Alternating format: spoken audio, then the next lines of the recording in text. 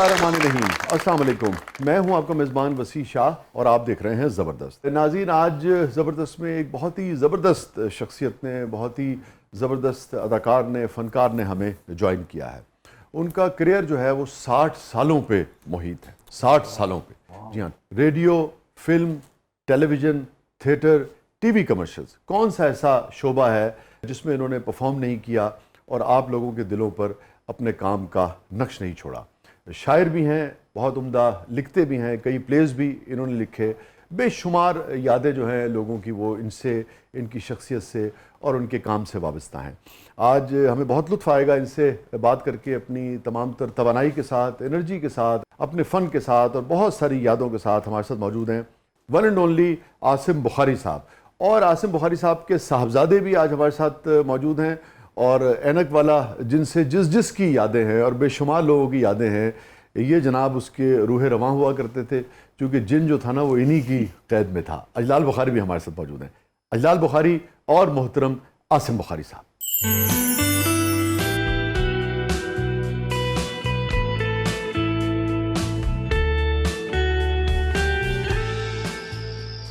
वहां पे वो तो धूप और बारिश से बचाते हैं झलिया, और तू ठंडी छांव छोड़कर धूप में जलने के लिए जा रहा था।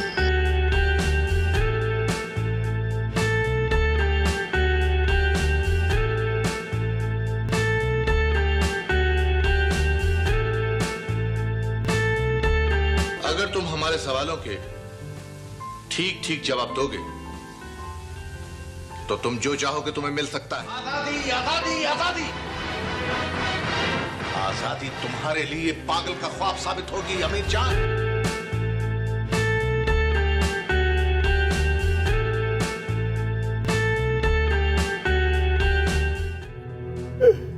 हमारे तारे का सल, या अल्लाह, ये तो हमको क्या दिखा रहा है?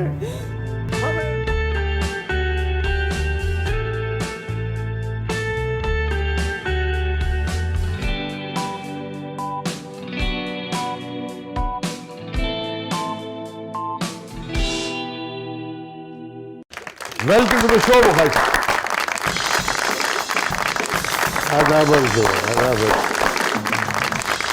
हुजूर, बहुत बहुत शुक्रिया, आप तशरीफ लाए, आपने वक्त निकाला, हमारी दावत, हमारी रिक्वेस्ट कबूल की, बड़ी इज़्ज़त अफजाई हमारी।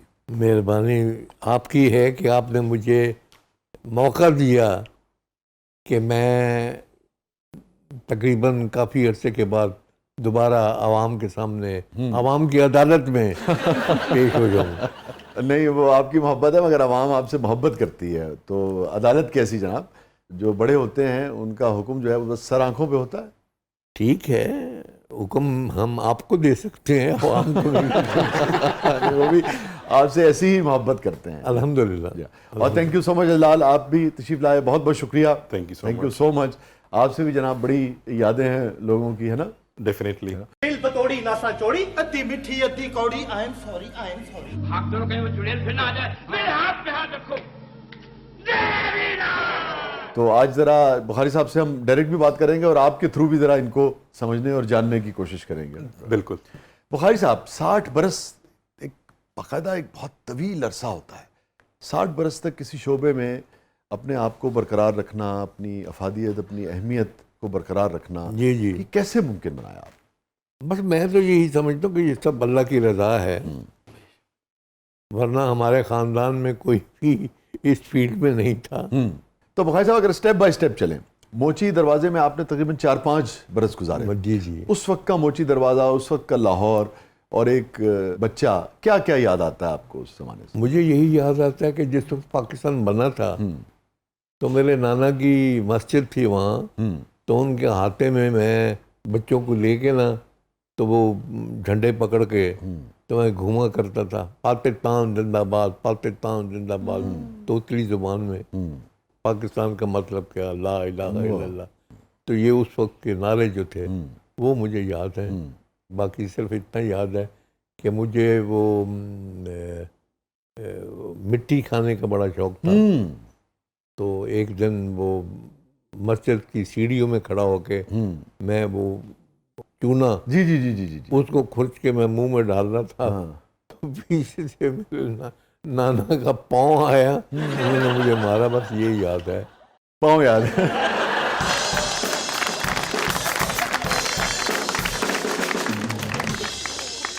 पाँव याद है वो जो मुझे पड़ा था। और उसके बाद फिर आप रसूल नगर से होते हुए सरगोदा चले गए। रसूल नगर आ गए जी। मुझे वो जो 3-4 साल मैंने रसूल नगर गुजारे हैं ना, वो मेरी ज़िंदगी से नहीं मिटते। अच्छा। उसकी वजह ये है कि छोटे शहरों में ये जो सरकारी अफसर होते हैं ना, ये किंग होते हैं। तो हमारे घर में वो खरबूजे और तरबूज की वो गज़ों पे लाद के वो ला के ऐसे फेंक देते थे, और हम उसको पकड़ के अपने ऐसे घुटनों में लेते थे, तोड़ते थे, वाह। खाया तो नहीं अच्छा लगा, फेंक दिया, दूसरा पकड़ लिया, यानी इस तरह इतनी से। फरावानी थी। हर खाने पे आपको नाना जी याद आते रहे कि नहीं? नाना जी का कदम मुझे आज भी अगर याद है तो इसका मतलब कि वो हर वक्त मेरे जहन में रहते हैं।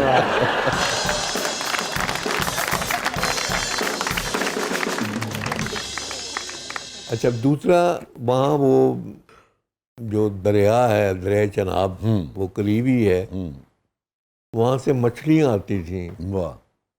तो वो जनाब ऐसे करके हमारे घर के लटक रही होती थी। वो कभी कोई मछली जो है वो किसी के घर में दे रहे हैं, कभी कोई मछली किसी के घर में दे, तो इस तरह से। और बाहर यानी एक गाय थी जो हमने बांधी हुई थी, उसका दूध दो के तो सुबह सवेरे मेरी वालदा, अल्लाह कभी की रहमत करे, आमीन, वो उसकी लस्सी वाह, और चाटी पे वाह, रड़क के उसमें से मक्खन निकाल के, तो वो मक्खन जो है वो बस वो वक्त जो है याद आता। वो मक्खन चल रहा है ना बुखारी साहब? माशाल्लाह। सर वो जो गाय उस वक्त बाहर थी ना, आज देखे अंदर आ गई है। कोई नहीं, गाय की दुनिया गीत मेरे।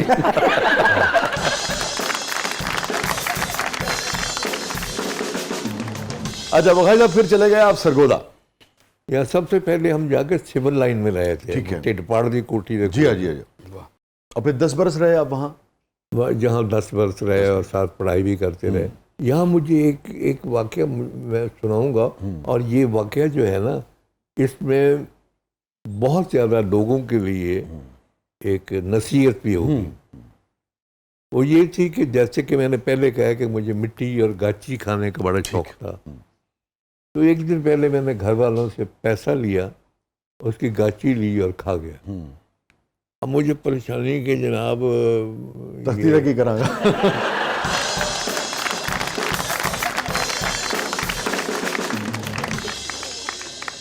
कल मैं फिर मांगूंगा पैसा। हाँ, तो गाची पैसे की बड़ी चीज होती है। हाँ।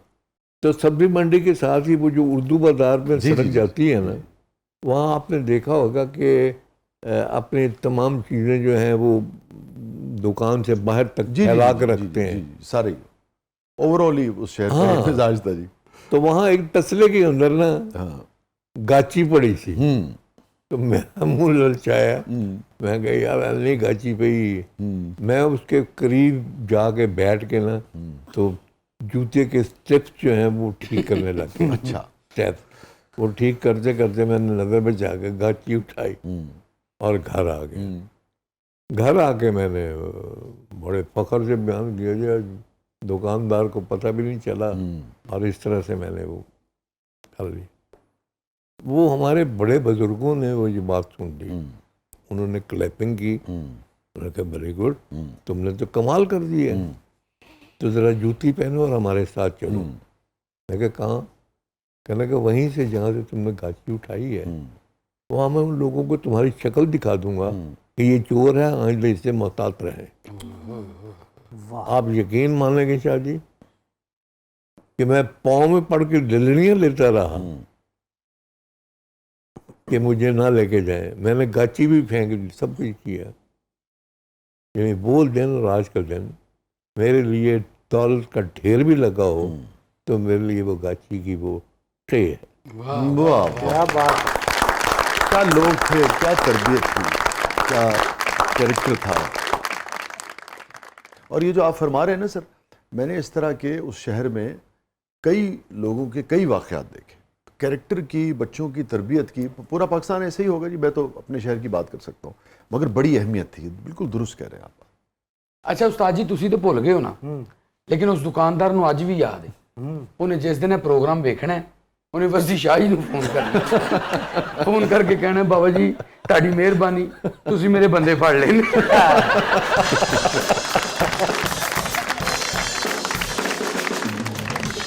मुसीबत ये है कि मेरी शक्ल नहीं उस दुकानदार को दिखाई गई थी, लिहाजा वो नहीं पहचानता कि चोर कौन है और साथ कौन है। ਤੇ ਗੱਲ ਤੁਸੀਂ ਕਰ ਰਹੇ ਹੋ, ਕਿਹੜਾ ਜਲਾਲ ਭਾਈ ਕਹਿ ਰਹੇ ਟੀਵੀ ਤੇ ਵੇਖੇਗਾ ਹੀ ਨਾ ਉਹ। टीवी पे अगर देखेगा तो मैंने सिर्फ वो बाजार का नाम दिया है, दुकान का नाम नहीं दिया।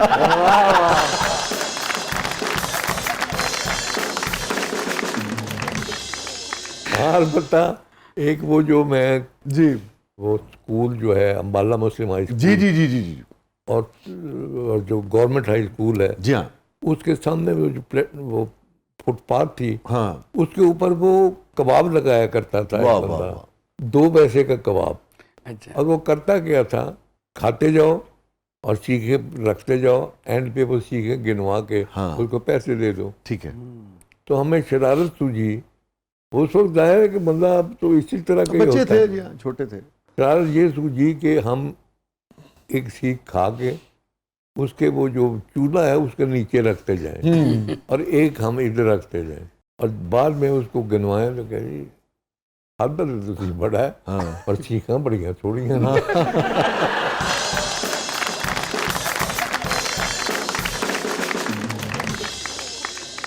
जब हम वहाँ गए हैं दोबारा उसके पास, मैंने कहा यार बचपन में ये शरारतें करते रहे हैं, तो मुझे माफ़ कर देना। हाँ आए, उससे मैंने माफ़ी मांगी, ओह तो कहने लगा नहीं जी ਤੁਹਾਡੀ अपनी दुकान है, खाओ तो जो। वाह वाह। वाह वाह वाह।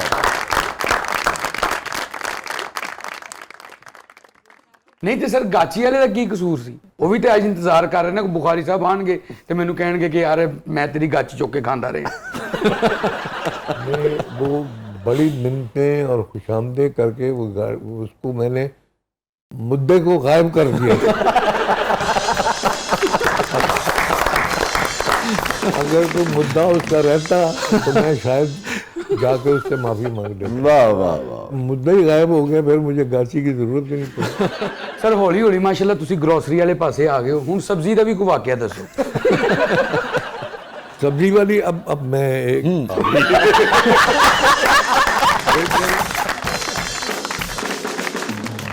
लेकिन ये वाक्य जो है ना, ये बाद अगले पोर्शन में कहीं सुनाने वाला है। तो फिर ब्रेक के बाद वापस आते हैं, है ना? ब्रेक के बाद वापस आते हैं और यहीं से बुखारी साहब की बचपन की यादें भी और एक मासूम बच्चे की शरारतें जो हैं वो भी हम आपके साथ शेयर करेंगे। हमारे साथ मौजूद हैं वन एंड ओनली मोहतरम आसिम बुखारी साहब, हमारे साथ मौजूद है मोहतरम अजलाल बुखारी साहब। और जब मैं वापस आऊँगा तो यही जो सब्जी और फलों वलों की बात हो रही है, इस हवाले से मैं भी आपके साथ सरगोदा का, मेरे शहर का जो ओवरऑल मिजाज है और यादें हैं, उनमें से कुछ याद मैं भी आपके साथ शेयर करूंगा। कहीं नहीं जाइएगा, छोटे से वक्फे के बाद वापस आते हैं। प्रोग्राम के अगले मरले में आपके लिए बहुत कुछ है। आप देख रहे हैं जबरदस्त।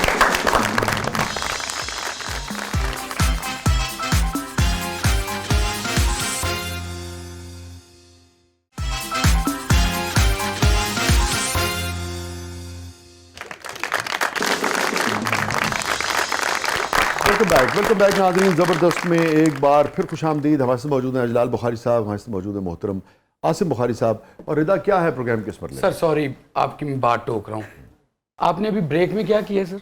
मैंने आई ड्रॉप डाला ऐ वेखे आई ड्रॉप पांदी पांदी ने एक कतरा नक च भी पा उन्नी नीचा मारी सी इच्छी इच्छी। ये ऑन एयर बताने वाली बात नहीं थी। नहीं तो बुरी बात, ऑन एयर करने वाली हरकत भी नहीं है। अच्छा रिदा, क्या है प्रोग्राम के इस मरले में? सर, अब हम- यार काम करना तो उसे। जी रिदा। सर अब हमारा सेगमेंट है मेरा कुछ सामान, तो आइए बढ़ते हैं जादुई संदूक की तरफ। बुखारी साहब ने यादों का जो जादुई संदूक खोला हुआ है, मेरे ख्याल में आज तो इधर बढ़ने की जरूरत ही नहीं है ना बुखारी साहब? हाँ, यादों की पटारी खोली पटारी खोली हुई, क्या कहने। बुखारी साहब आप कुछ फरमा रहे थे एक और याद को सब्जी मंडी के हवाले से। नहीं, वो सब्जी मंडी के हवाले से थी, लेकिन वो थोड़ी सी वालदा के हवाले से है। अच्छा। जब मुझे शौक पड़ गया ना ये एक्टिंग वेक्टिंग का, तो 65 की वॉर में मैं घर से वो सब्जी लेने के लिए और गोश्त लेने के लिए निकला, तो वालदा ने मुझे वो कपड़ा, पता है कि पहले हम लोग दही लेना हो या दूध लेना हो तो बाकायदा तौर पे वो बर्तन लेके जाते जी थे। जी जी, घर से। जी वो अलग बात है कि रास्ते में वो दही के ऊपर से मलाई खा ली और ऊपर से ढक्कन लिए और वापस आ गए, लेकिन ये चीज़ें लेके जाते थे। तो वालदा ने मुझे एक कपड़ा दिया कि इसमें सब्जी और गोश्त लेके आना है। रास्ते में मुझे एक एक्टर मिल गया, कहने लगा यार आज वो आर्मी वालों ने वो परे एक प्रोग्राम उन्होंने मुरतब किया हुआ है, तो आप चले। मैंने पन्ना वहीं रखा, उसके साथ वो चला गया, तो वो मुझे लेके वाघा बॉर्डर के पास ले आया। अब मैं भूल गया कि मैंने सब्जी लेके देनी थी, और वो ऐसे है। करते करते रात के तकरीबन 12-1 बज गए। अब वापस आया हूँ मैं, तो वालदा मेरी, अल्लाह गली की रहमत करे, वो गली में टहल रही थी। मुझे देखते ही उन्होंने बुरा भला कहा और बाद में रोने लग गई। तो उन्होंने कहा जी कि तुम नहीं आए तो मैं दुकान पे गई हूँ, वहाँ से वो कपड़ा उठाया है, सब्जी तो गोश्त तो आया नहीं था, तो वो कपड़ा उठाया है। तो बाद में मैंने कहा कि उसको एक्टिंग का शौक है, कहीं स्टूडियो ना चला गया हो। तो मैं स्टूडियो गई हूँ।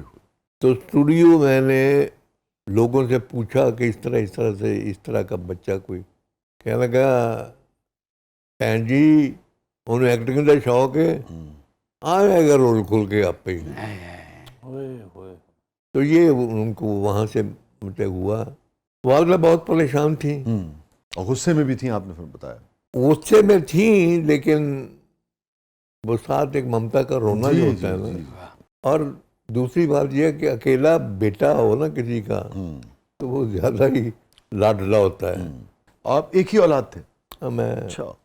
तो इसलिए उनको ज्यादा ही उसका था, क्योंकि वालिद साहब का इंतकाल हो चुका था। तो वो शाम जब आप आए, वो फिर आपको भूलती नहीं बेसिकली? वो नहीं भूलती, और कुछ और भी बातें हैं जो नहीं भूलती। वो ये है कि मैं उन दिनों कर रहा था एक ड्रामा, तीसरा किनारा, राहत काज़मी और सायरा काज़मी साहब। सायरा काज़मी का बाप बना हुआ था मैं उसमें, वो कर रहा था। तो वालदा जो थी वो बीमार हो गई, तो उनको जो इंजेक्शन लगता था उस वक्त, यानी 40-50 रुपए का एक इंजेक्शन लगता था। अब माओ की सोच देखें आप, अल्लाह करे, माँ की सोच के बराबर हम हो ही नहीं सकते। दुरुस्त कह रहे हैं। मुझे कहने लगी कि तुम रातों को जाग जाग के ड्रामे करते हो और वो पैसा मेरी बीमारी पे लग रहा है। मैंने कहा जी आपको तो खुश होना चाहिए कि आपकी बीमारी के लिए आपके बेटे को किसी के आगे हाथ नहीं फैलाने पड़ते कि मेरी माँ बीमार है तो मुझे कुछ दो। तो मैंने एक हंसी हंसी में मैंने एक बात कर दी। मैं क्या हूँ मरन की कोशिश ना करना, मेरे को कफन दफन जो के पैसे नहीं दिए। और शाह जी आप यकीन माने कि मैंने जब भी कभी थिएटर स्टेज पे ड्रामा अपना किया है ना, फ्लॉप ही हुआ और वहाँ से मुझे नुकसान ही हुआ है। वो एक मैंने अलहमरा में एक ड्रामा जो है ना वो शुरू कर दिया बड़ी ईद वाले दिन। वहाँ से वापस आया हूँ तो वालदा को फालिज का अटैक हुआ, ब्रेन हेमरेज, हॉस्पिटलाइज हो गए। मैंने भी ड्रामे में से अपने आप को निकाल लिया, लेकिन उस ड्रामे में इतने पैसे मुझे मिले, इसी दौरान उनका इंतकाल हो गया। ओहो, मैंने कहा था कि मेरे पास पैसे नहीं है, मरने की कोशिश ना करना। तो ये पैसे तो उन्हीं की बदौलत आए।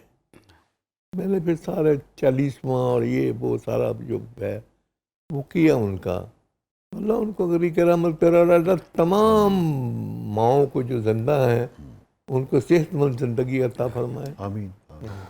और जो इस दुनिया से रुखसत हो चुके हुए हैं उनके बच्चों को तौफीक दे कि उनको याद रखें, उनके लिए फातिहा ख़्वानी जो है वो करते रहें। आमीन। बुखारी साहब, आप लिखारी भी हैं और एक बहुत ही हसास फ़नकार हैं।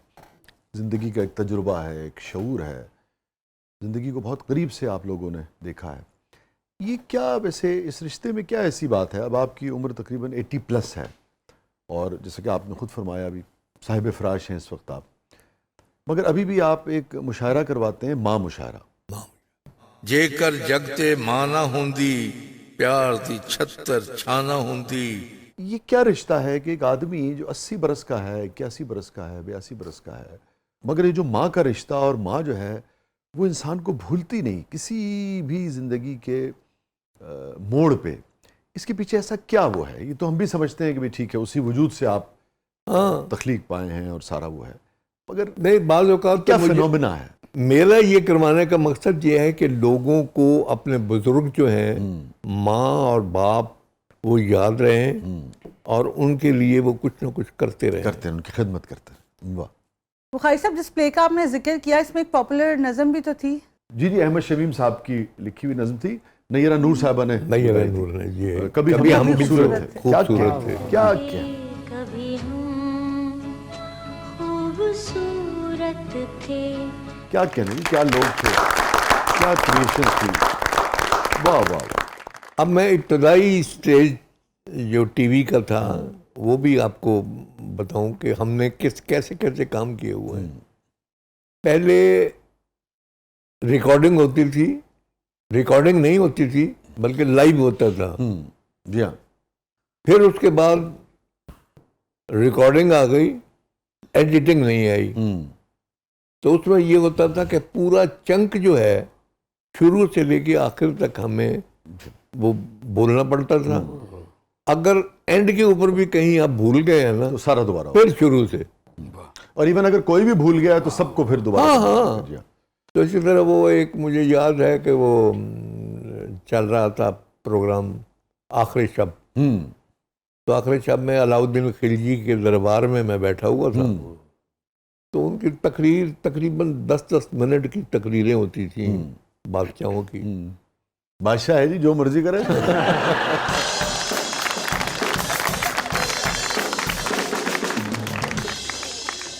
तो निसार साहब ने, मोहम्मद निसार हुसैन साहब ने, अल्लाह बख्शे उनको भी, उन्होंने कहा जी कि तमाम जो बैठे हुए हैं ना ये एक्सप्रेशन देते रहें क्योंकि इतनी लंबी तकरीर पे लोग बोर ना हो जाए। हाँ, तो कट करता रहूँगा मैं।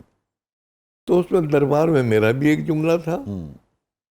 अब मैं करके एक्सप्रेशन ले रहा हूँ तो वो जगह आ गई जहाँ मैंने बोलना था। उसने देखा कि ये तो ऐसे ऐसे कर रहा है और मेरे बात का जवाब नहीं दे रहा, तो उसने जोर से कहा, काजी मुगीस, मैं तुमसे मुखातिब हूँ। फंबल हो गया। जुमला याद था, दड़ों करके बोल दिया। तो ये इसमें बड़ी मतलब से, वरना एंड पे जाके उसको 10 मिनट की तकरीर फिर करनी पड़ती। अच्छा, उनको फिक्र थी कि मुझे दोबारा करना पड़ेगा। अच्छा, वेरी गुड। अजलाल, आप जब ऐनक वाला जिन कर रहे थे तो उस वक्त तो ये मसाइल नहीं थे ना बिल्कुल भी? बड़ी इंटरेस्टिंग मेमोरी है कि जब हम रिहर्सल करते थे, हम यंग थे, मैं और मोहतर छोटी बहन, तो अब हम एक दफ़ा रिहर्सल करते थे, हमें ना पूरा स्क्रिप्ट याद हो जाता था। अब वो क्या करती थी कि अब कोई एक्टर सेट पे भूलता है ना, तो वो उनको बताती थी कि आपकी ये लाइन थी। वो सारे एक्टर्स के पीछे की तू सानू डांट पवांदी है। अच्छा। कि उसको सारा स्क्रिप्ट माशाल्लाह याद हो जाता था, मोहतर को। वैसे जिन देखने का तो मुझे भी बहुत शौक है। कभी ऐसा हुआ है कि ऐनक वाले जिन के दौरान आपने रियल में जिन देख लिया हो?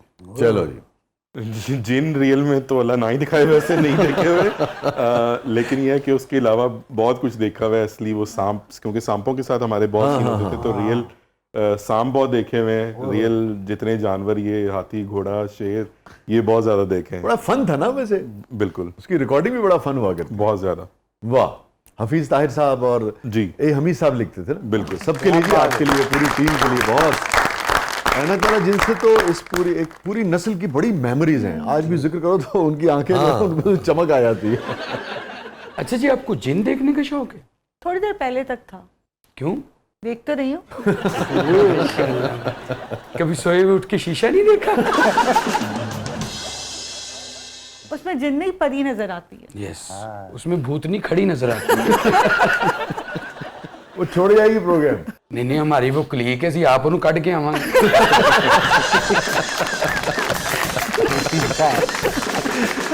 स्टे विद अस नाज़रीन, कहीं नहीं जाइएगा। छोटे से वक्फे के बाद वापस आते हैं। हमारे साथ मौजूद हैं इजलाल बुखारी साहब और हमारे साथ मौजूद हैं वन एंड ओनली मोहतरम आसिम बुखारी साहब। प्रोग्राम के अगले मरले में आपके लिए बहुत कुछ है, आप देख रहे हैं जबरदस्त।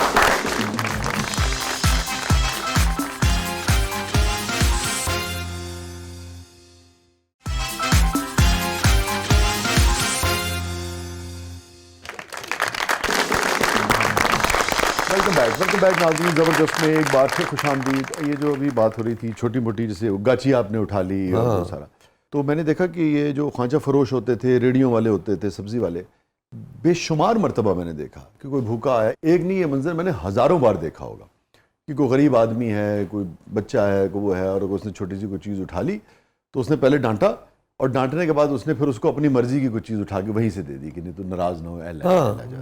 तो एक केयर थी, लोग एक दूसरे की परवाह करते थे, ख्याल करते थे। अब एक गरीब, एक खांचा फरोश या एक रेडी वाले की कितनी टोटल इकोनॉमी का साइज होगा, मगर उसमें से भी जो वो कर सकता था लोगों के लिए वो कर देता था। वाह, बरकत की बात, बड़ी बात, बड़े दिल थे। हाँ सर, रिदा भी तो देखे ना, फकीर को 100 दे के कहती 95 बकाया दो।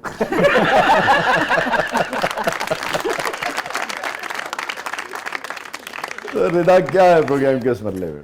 सर, अब हमारा सेगमेंट है जबरदस्त पब्लिक सब जानती है, तो आइए देखते हैं पब्लिक आपसे क्या जानना चाहती है।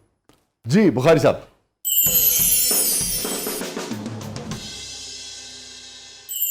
आसिफ साहब, जिस दौर में आप ड्रामों में काम करते थे और बड़ा आप पे भी माशाल्लाह अरूज था, उस दौर में खालदा रियासत, रूही बानो, उस्मा गिलानी साहबा का बड़ा अरूज था, क्या कहते हैं उनके बारे में? सब अपनी अपनी जगह पे ठीक थे।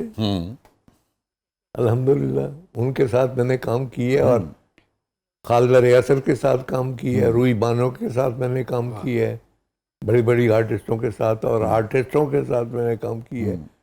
यानी यहाँ तक कि मैंने इंटरनेशनल जो ड्रामे पीटीवी ने किए हैं उसमें भी मैंने पार्टिसिपेट किए हैं। यानी चाइना हम गए थे जी। ये रिश्ते और रास्ते, ये जो छराए रेशम है इसके ऊपर प्ले था, और अल्हम्दुलिल्लाह मैंने चाइनीज कल्चर को रिप्रेजेंट किया है। यानी चाइनीज बाबा मुझे दिखाया है, एक काशकर का, एक मुसलमान बाबा, वो दिखाया है, और बेगम भी मेरी वहीं से, उन्होंने काशकरी बेगम दे दी। अच्छा, तो उनके साथ मैंने काम किए। तो काशगरी बेगम पे असली बेगम को इतराज नहीं हुआ था उस वक्त? मैं नाल नहीं ना ले आया, उसे छड़ा है।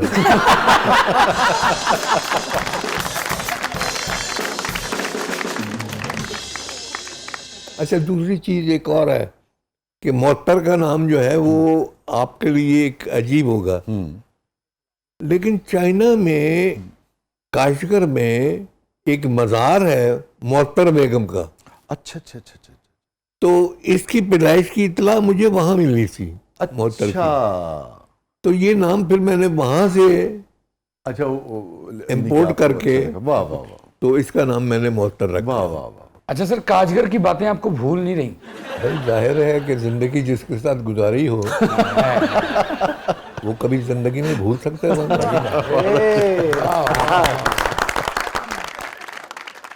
तो आपकी जो रियल बेगम है उनको कभी इस किस्म की बेगमात पे जो टेलीविजन के सफर में आपकी जिंदगी में आती थी उन पे कभी एतराज नहीं रहा?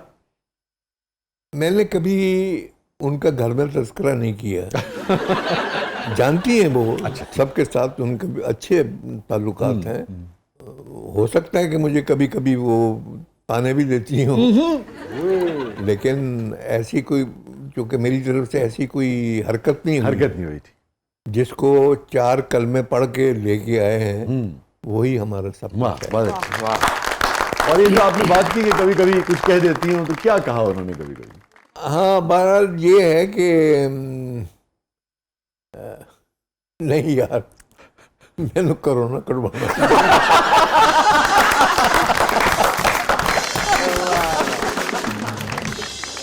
ऐसी कोई बात नहीं है, वो सब जानती हैं।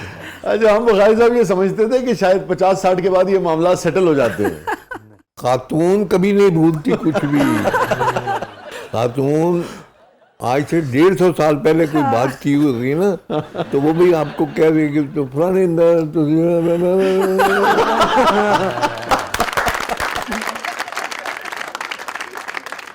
ये तो चलिए जो चोहले हैं ना, ये तो मोहब्बत की खूबसूरती है, रिलेशनशिप की खूबसूरती है। मगर बहुत ख्याल करती है बेगम साहबा आपका? बहुत केयरिंग है जी, बहुत ख्याल करती हैं। अब मेरे सर की तरफ देखिएगा, बिल्कुल बाल ही कोई नहीं था, जितने ड्रामे करता रहा हूँ। अब ये बाल आ गए हैं कि नहीं?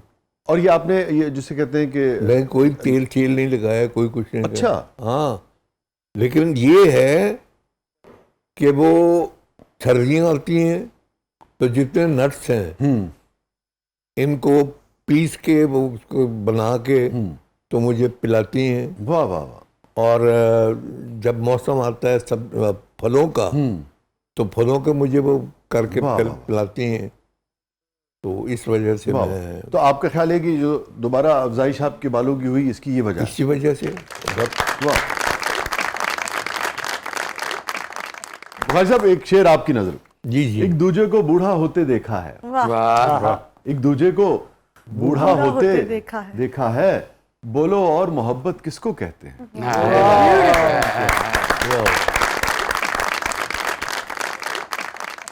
अच्छा जलाल, कभी ऐसा नहीं हुआ कि जब आप रिकॉर्डिंग कर रहे होते थे अनक वाला जिन की, तो कभी आपको फील हुआ कि वहाँ पे असल कोई जिन आ गया या आ जाएगा? बाजी की गल है, जिन नूं तुसी लव लेटर देने की प्रॉब्लम है? इन्ना क्यों जिन दा पूछी जा रहे हो? आपको देख के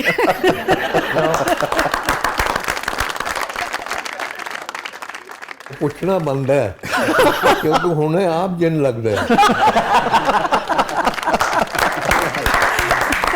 या भाई साहब, ये जो जिंदा दिली है ना आपकी, इसके लिए मैं आपको बहुत खास तौर पे सलाम करता हूँ। वाह वाह, क्या बात है यार, क्या बात है। अल्लाह ताला हमारे सारे सीनियर्स को, घरों में भी जो सीनियर्स हैं, बुजुर्ग हैं, और देखिए ना कि आपके सीनियर्स आपके साथ हों और ऐसे लगे, आप एहतराम तो करें, आप पे वाजिब है कि भैया आप एहतराम करें, मगर वो आपकी महफिल का हिस्सा हों और आपके साथ हंस खेल रहे हों, तो बड़ी खूबसूरत बात। क्या कहें, क्या कहना जी, जवाब दीजिए। बिल्कुल फर्स्ट डे जिस दिन हम गए थे उसकी शूटिंग पे, दोनों छोटे छोटे से थे, दोनों बहन भाई। तो जब हम एंटर हुए हैं तो मेकअप रूम से कोई 20-25 जिन निकल रहे थे गेटअप किए हुए। तो वो मुअत्तर जैसे चीखी है उस टाइम पे। अच्छा, वाकई डर गई थी वो उस टाइम पे। तो वो एक ऐसा मोमेंट था, लेकिन उसके बाद क्योंकि ऑब्वियसली सारे एक्टर्स थे, सबके साथ रिहर्सल्स करते रहे हैं, तो लेकिन ये कि शुरू में क्योंकि पहला जो सीन था उसमें थे भी ढेर सारे जिन, तो वो 20-25 जिन जब आपके सामने आ रहे हो, बाद में वही जिन पकौड़े खा रहे हैं, तो हाफ से चाह पी रहे हैं।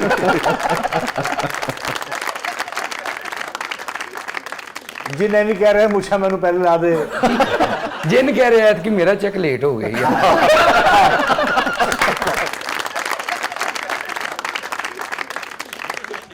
तो अल्लाह बख्शे महविश जो थिएटर की आर्टिस्ट थी हमारी, वो उन्होंने मदर का कैरेक्टर किया था मेरी, वो दाई होती है महल्ले की, तो मैं उसका बेटा बना हूँ। तो अब घर से निकला दही लेने के लिए और वहां पे बंदर का तमाशा देख रहा है, उसमें उन्होंने फिर आके मुझे मारना था। तो उसमें एक थप्पड़ था, तो वो ना उन्होंने प्रैक्टिस के दौरान ना असली लग गया। तो उन्होंने कहा बड़ा सही जा रहा है, इसको मैं ऐसे ही कर दूं। मैंने यंग सा बच्चा था, मैंने कहा हाँ जी कर दें, कोई मसला नहीं। उस सीन की 15 दफा रीटेक हुई और वो मुझे 45 सुचल थप्पड़ पड़े। वो एक मेमोरी जो थी ना, वो बहुत ज्यादा। आपने सोचा होगा यार, ऐनक वाला जिन ही बेहतर था, वहां जिन मेरे काबू में था, यहाँ महविश साहबा में मेरा कोई जोर नहीं।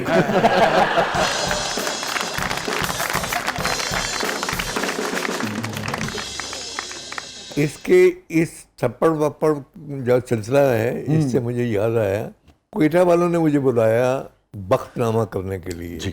और एक खूबसूरत बात थी कि फिल्मों में आका तालिश अंग्रेज बनते थे, टीवी पे अंग्रेज मैं ही बना हूँ। तो वो आबद अली अल्लाह बख्शे, वो फ्रीडम फाइटर था जी, उसको मैंने कैद किया हुआ है। तो मैं उसको कैद में मिलने के लिए जाता हूँ। हमने चलाया भी है शुरू में। आजादी आजादी आजादी आजादी आजादी तुम्हारे लिए पागल का ख्वाब साबित होगी अमीर जान। कैद में मिलने के लिए जाता हूँ तो मैंने वो ऐसे उसके हाथ पीछे बंधे हुए हैं और गर्दन उसकी गिरी हुई है, तो मैंने स्टिक के साथ ना उसका मुंह ऊपर किया है और पानी का छींटा दिया है। तो उसने किया है तो मैंने उसके मुंह के करीब करके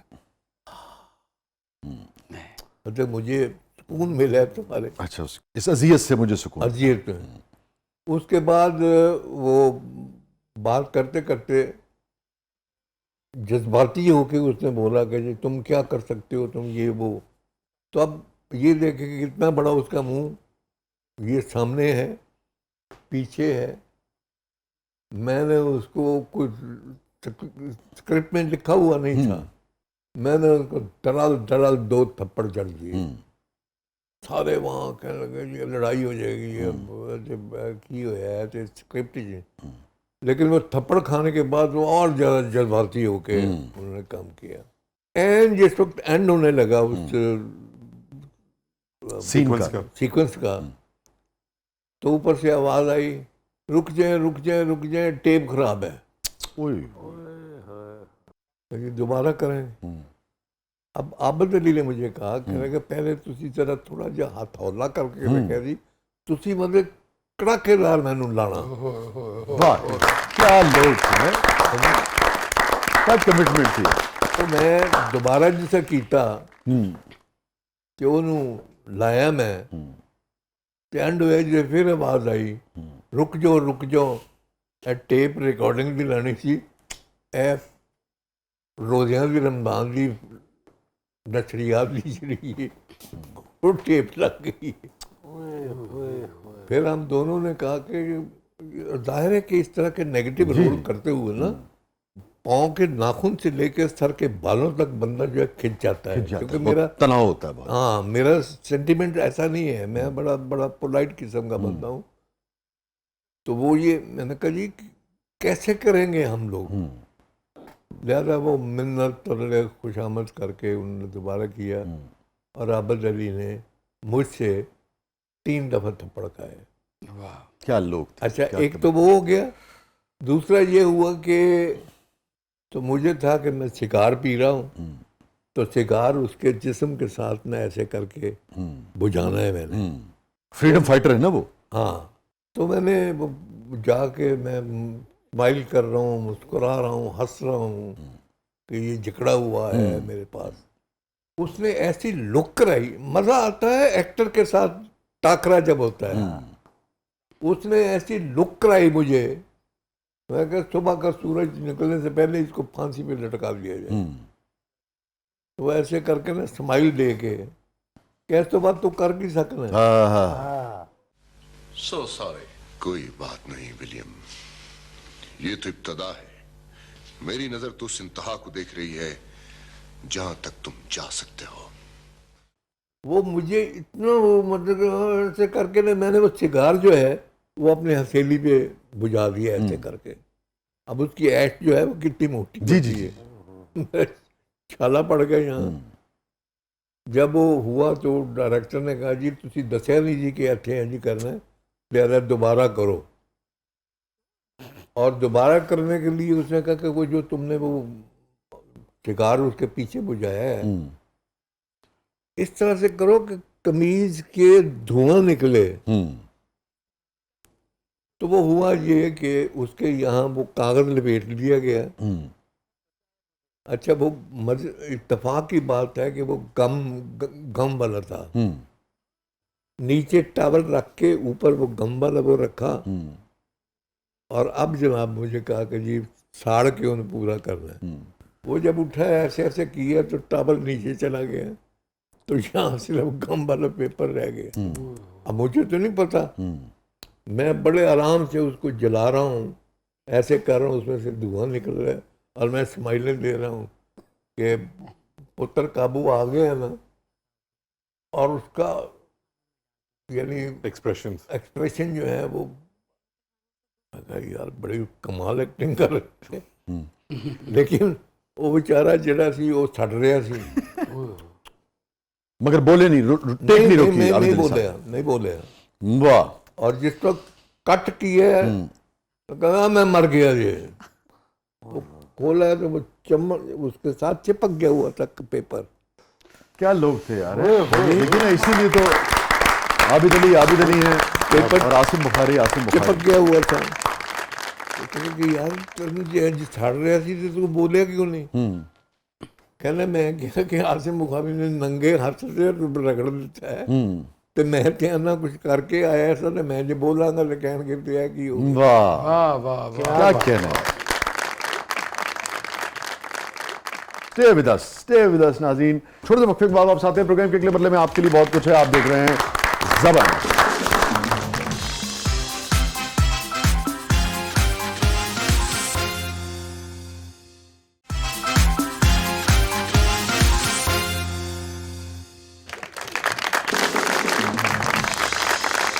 वेलकम बैक नाज़रीन। ज़बरदस्त में एक बार फिर खुश आमदीद। हमारे साथ मौजूद हैं बहुत ही नामवर और सीनियर आर्टिस्ट मोहतरम आसिम बुखारी साहब और ऐनक वाला जिन वाले अजलाल बुखारी साहब।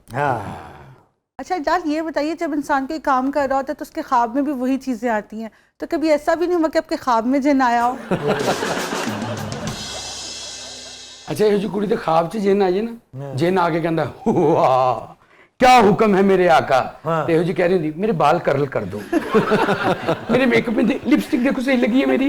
और जिन कह रहे होंगे मैं केड़े वक्त च पै गई, बाजी किसी होर नूं बुला ले, मेरे को टाइम नहीं है। जिनकी जगह आप आ जाएंगे। हर गल च जवाब देना अमीर मेरी की गल। अच्छा भाई अजलाल, वो रिदा का सवाल जो है ना वो रह ना जाए जवाब। बेसिकली जिन तो नहीं आते थे ख्वाब में, लेकिन ये जरूर फीलिंग आती थी कि मैं उड़ रहा हूँ।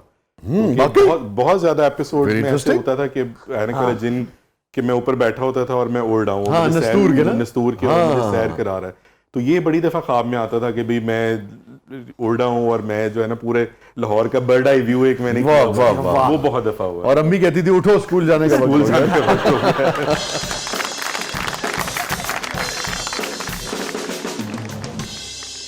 बुखारी साहब, हमारे सेगमेंट है इसका नाम है कैथारसिस।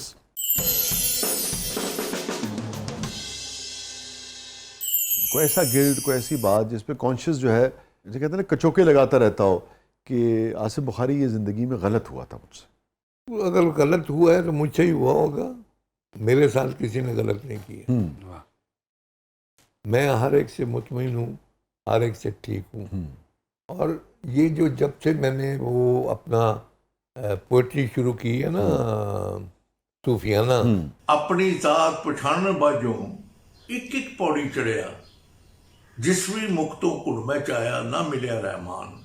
ये उसका नतीजा है कि बाबा बुल्ले शाह का जो मुर्शद का रोल मैंने किया था।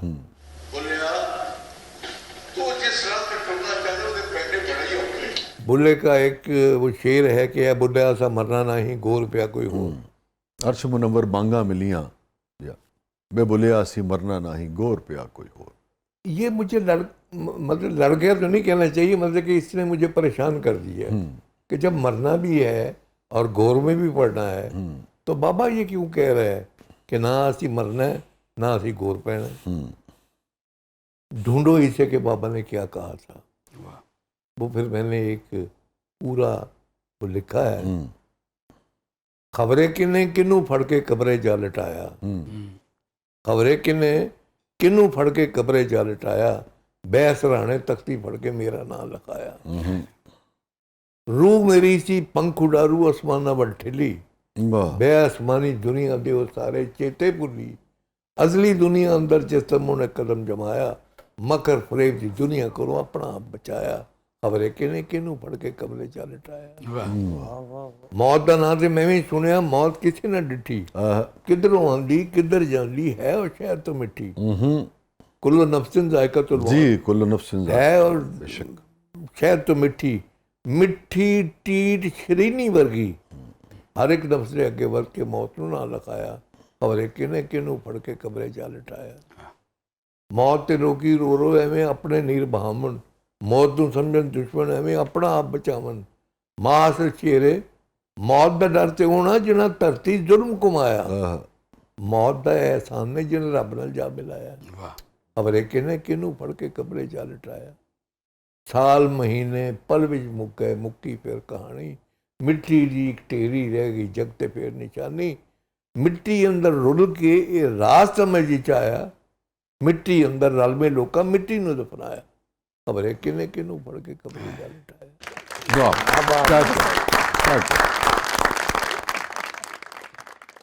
बुखारी साहब, आपकी ज़िंदगी का सबसे खुश तरीन लम्हा? हैप्पीएस्ट मोमेंट काफ़ी आए हैं। फिल्म इंडस्ट्री में भी मैंने काम किया है और आगा सुल्तान राय मरहूम का बाप का रोल मैंने बहुत किया है।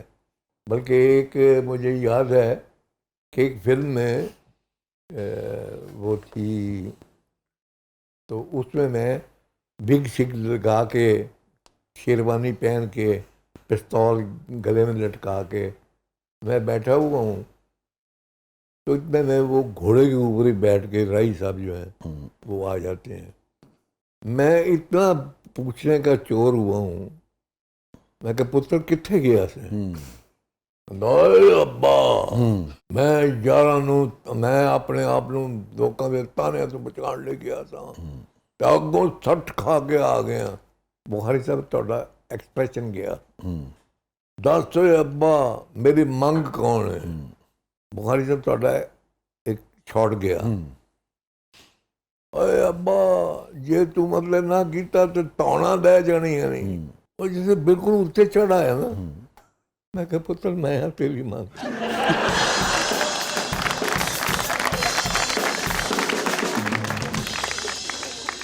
अब्बा जी लाडलियां ना करो तो ये इस तरह। अच्छा फिर एक है हमारी इंडस्ट्री में शौक होता है बड़ा अंग्रेजी नाम रखने का तो एक वो फिल्म थी 100 राइफल्स अंग्रेजी की भी थी यहाँ भी बनी उसमें मुझे एक यहूदी कर्नल का रोल मिला। अगर वतन परस्त होते तो इनका हाथ तुम पर उठता। स्टूडियो में एक ट्रक आ गया लेकिन ऐन वक्त पे आके जिस वक्त वो शुरू करना था काम वो स्टार्ट ही ना हो उन्होंने कहा जी कोई गल नहीं पिछे जिन्हें अटैक करना है रात में जाके वो धक्का मार के तो फ्रेम इन कर देगी ट्रक में। अब मैं आगे बैठा हूँ तो अब जो साउंड पैदा हुई है ना मैं आपको साउंड सुनाऊंगा। वो लाइट लाइटेड क्लैप धक्का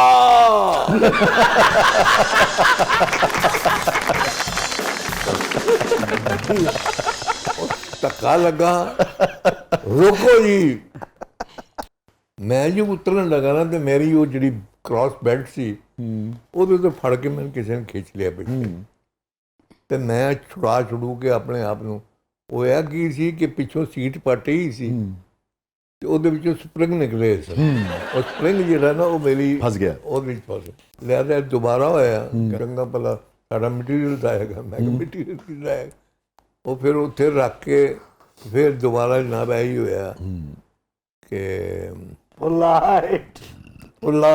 lighted camera working clap धक्का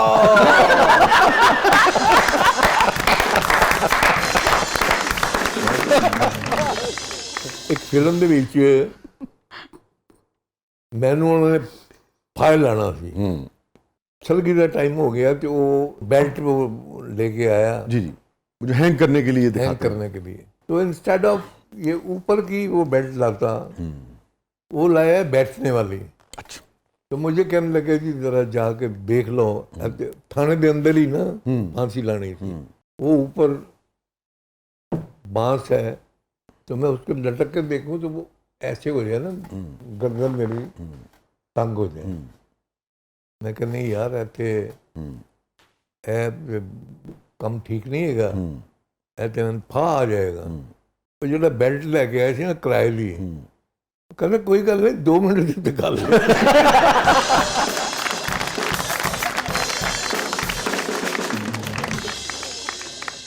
अजलाल, any regret, any guilt in life?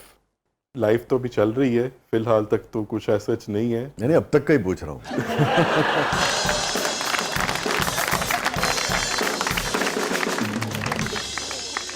Bukhari साहब, सबसे यादगार लम्हा आपकी जिंदगी का? सबसे यादगार लम्हा तो यही है कि कबूल है, कबूल है, कबूल है। वाह वाह, बहुत मोहब्बत करते हैं आप अहलिया से? मैं तो करता हूँ लेकिन वो नहीं समझती। भाई साहब, लाइफ पार्टनर्स क्यों नहीं मानते कि दूसरा उससे मोहब्बत करता है, कहता भी हो, क्यों नहीं मानते? इसलिए नहीं मानती कि उनका म्यार मोहब्बत का और है, मर्दों का मोहब्बत का म्यार कुछ और। ठीक है, अब ये सारी जिंदगी का आपका तजुर्बा और मुशाहिदा क्या कहता है, उनका म्यार क्या है जिसको हम किसी तरह से अचीव कर लें? तो आज तक मैं नहीं पा सका। कोई पा सकता जिंदगी में? नहीं। बहुत बहुत शुक्रिया, बहुत बहुत शुक्रिया। मुझे याद आ गया, वो मेरा एक शेर था बुखारी साहब। अल्लाह बता, आप देखें अब ये बात कौन कह रहा है, ये एक ऐसी शख्सियत कह रही हैं जिन्होंने बहुत मोहब्बत की, जो बहुत लॉयल रहे और बहुत कमिटमेंट के साथ ज़िंदगी गुजारी। उनका ये ख्याल है कि उस मैयार को कोई नहीं पा सकता ना। तो मुझे वो याद आया, शेर था मेरा, वसी बूढ़ी भिकारिन, कितना उसका तजुर्बा होगा, वसी बूढ़ी भिकारिन कह रही थी अपने बच्चों से, वसी बूढ़ी भिकारिन कह रही थी अपने बच्चों से, किसी के पैर पर खुद को गिराकर कुछ नहीं मिलता। तो ऐसे ही तमाम उम्र का एक सीनियर तरीन शौहर का तजुर्बा ये है कि उस मयार को कोई नहीं छू सकता। कोई नहीं छू सकता। बुखारी साहब, आपके आने का बहुत शुक्रिया। जी, आपका शुक्रिया। Thank you so much, thank you so much. नाज़रीन, ये था आज का ज़बरदस्त। और बुखारी साहब ने जो नज़्म सुनाई थी उसमें मौत का और वो सारे उस फ़लसफ़े का जिक्र था। बड़ी उम्दा नज़्म बुखारी साहब ने सुनाई। तो कुरान की एक आयत है जिसका मफ़हूम है कि मौत बेहोशी का एक अरसा है। यहीं से मुस्तार लेकर इसकी खुशबू से कुछ शेर कहे थे जो कि दूसरे शेर में आते हैं। दोनों शेर में आपकी खिदमत में पेश करता हूँ। दूसरे शेर में इसका तस्करा है, तुम नहीं समझे थे समझाने पर, तुम नहीं समझे थे समझाने पर, रो अब बैठ के वीराने पर। तुम नहीं समझे थे समझाने पर, रो अब बैठ के वीराने पर। मौत एक अरसे बेहोशी है, मौत एक अरसे बेहोशी है, होश उड़ जाएंगे होश आने पर। फीडबैक से हमें आगाह कीजिएगा, इजाज़त दीजिए। अल्लाह।